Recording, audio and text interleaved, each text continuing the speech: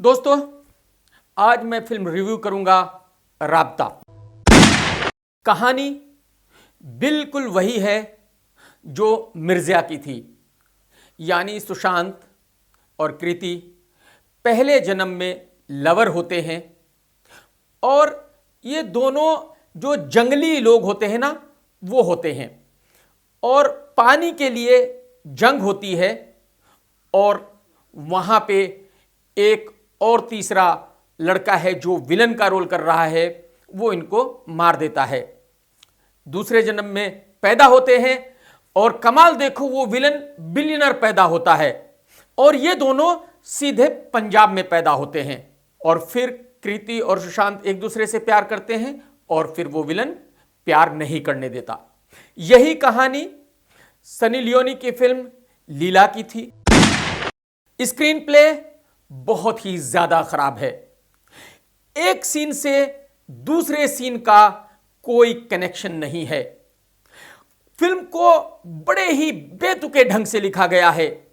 एक सीन कब खत्म हुआ और दूसरा सीन कहां और कब और कैसे और क्यों चालू हो गया, इसका बिल्कुल भी ध्यान नहीं रखा गया है।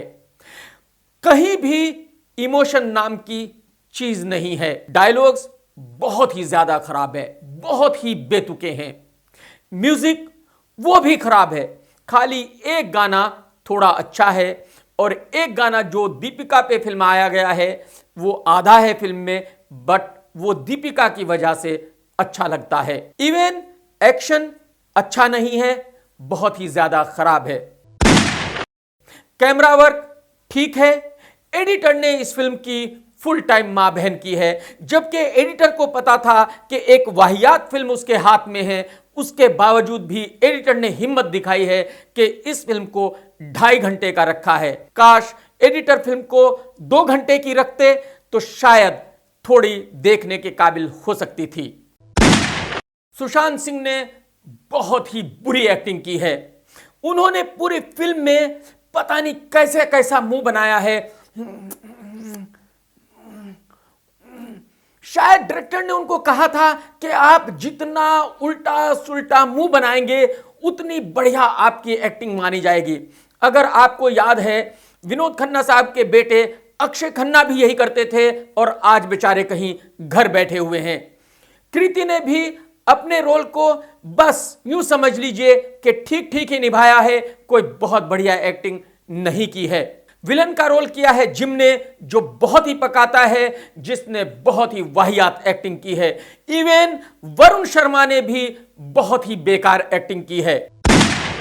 अब मैं आपको यह बताने की कोशिश करूंगा कि यह प्रोजेक्ट शायद कैसे बना होगा। जब आप सुशांत को मिलते हो तो वो ये बताना बिल्कुल नहीं भूलता कि वो आदित्य चोपड़ा की स्क्रिप्ट कैसे उनके मुंह पर मारकर चले गए थे, वो भट्ट साहब के ऑफिस में कैसे स्क्रिप्ट फेंक कर चले गए थे, क्योंकि उनको स्क्रिप्ट की बहुत नॉलेज है। और मेरे भाई, अगर आपको स्क्रिप्ट की रियली नॉलेज है तो फिर ब्योमकेश और राब्ता जैसी वाहियात फिल्में आप नहीं करते थे। तो मेरे दोस्त, आपको स्क्रिप्ट का बिल्कुल अता पता नहीं है। At the same time T series के मालिक भूषण कुमार साहब कहते हैं जब भी उनके पास कोई प्रोजेक्ट जाता है कि मैं और मेरी टीम कहानी सुनेगी। सर, आपको भी कहानी का पता है। अगर आपको कहानी का पता है तो फिर आप साल में 10 वाहियात फिल्में राब्ता और नूर जैसी कैसे बनाते हैं?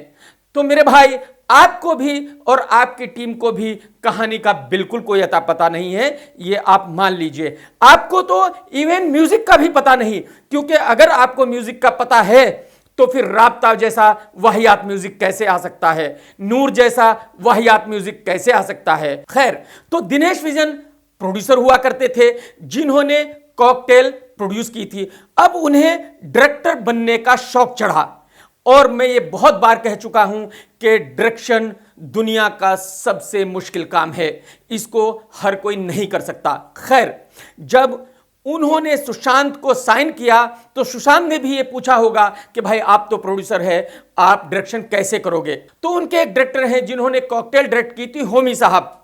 उन्होंने कॉकटेल बहुत बढ़िया फिल्म बनाई थी और उसके बाद फाइंडिंग फैनी एक बहुत ही वाहियात किस्म की फिल्म बनाई थी। खैर, उन्होंने सुशांत को कहा होगा कि भाई डायरेक्शन का तो आप फिक्र ही मत करो क्योंकि मैं हूं, दिनेश साहब तो बस खड़े रहेंगे, डायरेक्शन मैं करूंगा। और जहां तक मैंने सुना है कि इस फिल्म के घोस्ट डायरेक्टर होमी साहब ही हैं।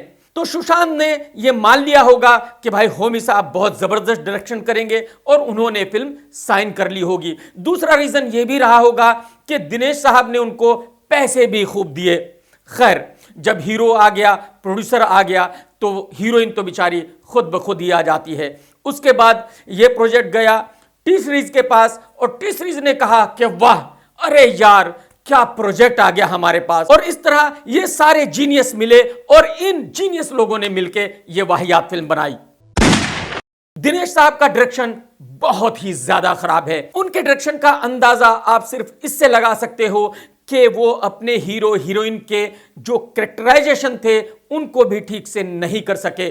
उन्होंने सुशांत को दिखाया कि वो एक पंजाब के छोटे से गांव का लड़का है, बट सुशांत पहले ही सीन से एक्टिंग ऐसे करता है जैसे अमेरिका में रहा हो। गोरी हो, चिट्टी हो, काली हो, पीली हो, कोई भी लड़की उनको मिल जाए वो ऐसे पटा लेते हैं।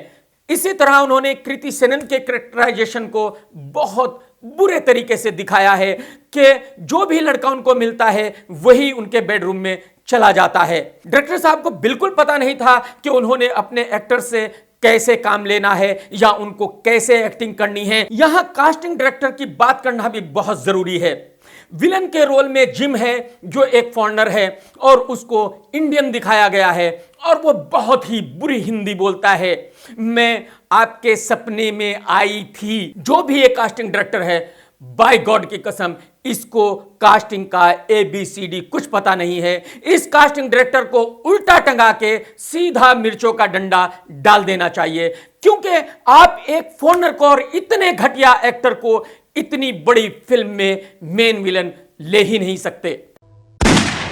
कुल मिलाकर यह फिल्म बहुत ही खराब है, बहुत ही पकाऊ है, ये टोटल सरदर्द है। अगर आप इसको देखने जाएंगे तो आप अपने पैसे बर्बाद करेंगे, अपना टाइम बर्बाद करेंगे और यकीन जानिए मुमकिन है कि आप थिएटर से जब निकलें तो आप पागल होकर बाहर निकले।